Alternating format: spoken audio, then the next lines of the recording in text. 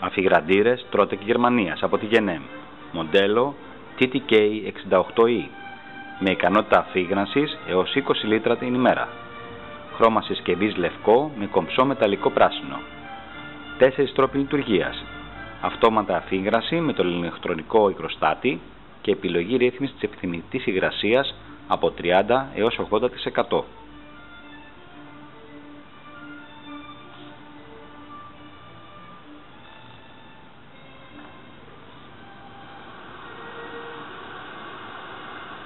Συνεχόμενη λειτουργία.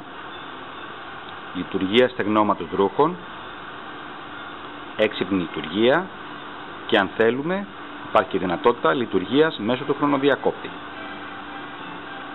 Έχουμε τη δυνατότητα να ρυθμίσουμε την ταχύτητα του ανεμιστήρα σε χαμηλή, υψηλή ή μεσαία. Στην οθόνη εμφανίζεται η υγρασία του χώρου και η επιθυμητή, όπως το αναφέραμε νωρίτερα.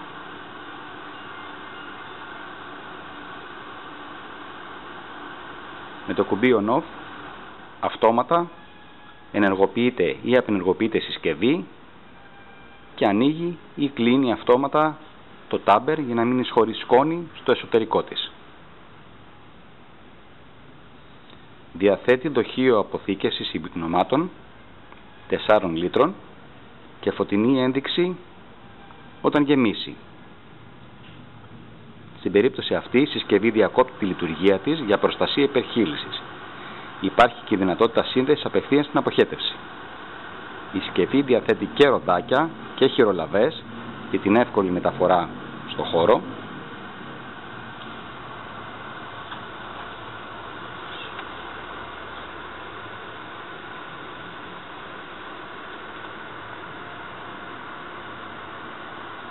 Το φίλτρο του αέρα που διαθέτει αφαιρεί σκόνες, τρίχες και λοιπά αιωρούμενα σωματίδια, ενώ όταν βουλώσει υπάρχει φωτεινή ένδειξη